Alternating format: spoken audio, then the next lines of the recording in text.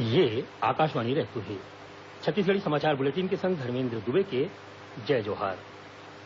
भारत सरकार के कैबिनेट सचिव प्रदीप कुमार सिन्हा ह वीडियो कॉन्फ्रेंसिंग के माध्यम ले राज्य के मुख्य सचिव अउ अपर मुख्य सचिव मन ल मानसून के स्थिति के बारे म ध्यान राखे के बात कहे हे। ओमन प्रधानमंत्री कृषि सिंचाई योजना कोती ले किए जात काम, रेन वाटर हार्वेस्टिंग, पेयजल सिंचई बांधा मन म जमा होए पानी के बारे म जानबलिन। ओमन बताइन कि प्रधानमंत्री डाहर ले पानी ल बचाए अउ ओला बने ढंग ले प्रयोग करे बर देश के 2,30,000 सरपंच मन ल चिट्ठी लिखे हे अउ जेमा ओमन ल पानी बचाए बर 22 जून के विशेष ग्राम सभा राखे बर कहे हे। बइठका म छत्तीसगढ़ के प्रभारी मुख्य सचिव सीके खेतान ह कैबिनेट सचिव ल राज्य म ए बेरा मानसून के स्थिति अउ मानसून के दौरान बिहर जघा म राशन के व्यवस्था, दवई अउ जरूरी जिनिस ल राखे के बारे म जानबा दिन। राष्ट्रीय खनिज विकास निगम एनएमडीसी के नगरनार स्टील प्लांट के ग्रुप सी और ग्रुप डी के भर्ती परीक्षा अब दंतेवाड़ा में ले जाही। अइसने नगरनार स्टील प्लांट के मुख्यालय ल हैदराबाद के जगह में नगरनार में बनाया जाही। जानबा के मुताबिक मुख्यमंत्री भूपेश बघेल के खाली रायपुर में दे गए सुझाव के बाद एनएमडीसी के चेयरमैन सह प्रबंध संचालक एन बैजेंद्र कुमार ह तुरते मंजूर कर लीन। मुख्यमंत्री ह किहिन कि भर्ती परीक्षा ल इहाँ ले के बाद इहाँ के स्थानीय युवा मन ल बने ढंग ले मौका मिल सकी। कांकेर जिला में पाछुरतिहा मुरनार के जंगल में सुरक्षा बल और माओवादी मन के बीच हुई मुठभेड़ में 2 झिन इनामी माओवादी मन मारे गिन। मारे गए माओवादी मन में एक झिन ऊपर 5 लाख रूपया और दूसर ऊपर 1 लाख रूपया के इनाम घोषित रखे गए रहिस। अंतर्राष्ट्रीय योग दिवस 21 जून के मनाया जाही।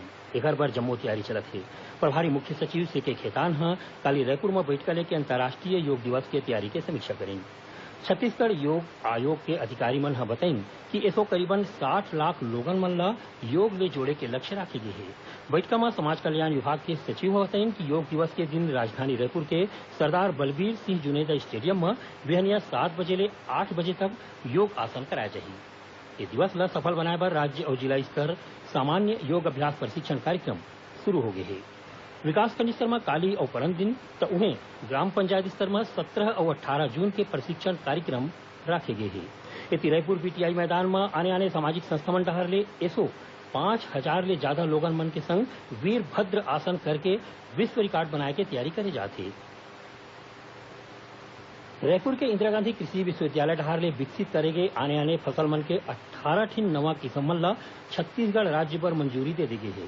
कृषि सचिव के अगुवाई में होए राज्य बीज उप समिति के बैठका में एक किसम मन ल मंजूर करेगी, जेमा धान, गहूं, कुटकी, चना, मसूर, राहेर, कुसुम, आमा, सेमी, हल्दी और लेमन घास के किसम शामिल है। विश्वविद्यालय के संचालक डॉक्टर आर के वाजपेयी ह बताइन कि ये जम्मो किसम ह प्रदेश में उपजाए भर एकदम सही है।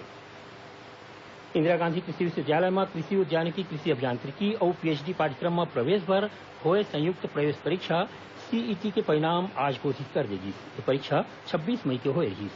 प्रवेश परीक्षा के माध्यम ले आने आने कृषि महाविद्यालय मन में स्नातकोत्तर और शोध पाठ्यक्रम के करीब 500 सीट में प्रवेश दिए जाही। आज विश्व रक्तदान दिवस है। इसो के विषय है रक्तदान और सबके लिए सुरक्षित रक्त संचरण। इसो के नारा है सबके लिए सुरक्षित रक्त। ये मौका में प्रदेश में घलो जगह जगह रक्तदान शिविर लगाए जाते, जिहाँ लोगन मन ह आगू आके रक्तदान करत हे। रक्तदान दिवस के मौका में राज्यपाल आनंदीबेन पटेल ह राज्य के लोगन मन ल ज्यादा ले ज्यादा रक्तदान करे के अपील करीन है। अब थोड़कुन समाचार सार में। प्रदेश में होइया सहकारिता चुनाई में अब लोकसभा और विधानसभा चुनाई जैसन कराए जाही। रायपुर में होए बैठका में राज्य सहकारी निर्वाचन आयोग के आयुक्त गणेश शंकर मिश्रा ह बताइन कि सहकारिता चुनाई में कम वोट पवैया प्रत्याशी मन के जमानत राशि जब्त होही।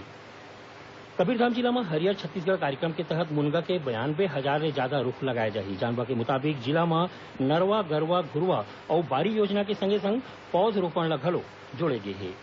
बल्गारिया में होइया चौथा वर्ल्ड योगा एलियांस में भारतीय टीम में दुर्ग जिला के 3 जिन युवा मन ल चुने गए हे। और जसपुर जिला के जम्मो विकासखंड मुख्यालय मन में आज ले ग्रीष्मकालीन खेल प्रशिक्षण शिविर शुरू हो गए। 4 जुलाई तक चलैया इस शिविर मन में taekwondo, football, handball, volleyball, hockey, kho kho, badminton, कुश्ती, तैराकी जैसन खेल मन के प्रशिक्षण दे जाते हे। एक संग छत्तीसगढ़ी समाचार बुलेटिन इहे सिरावत है। जय जोहार।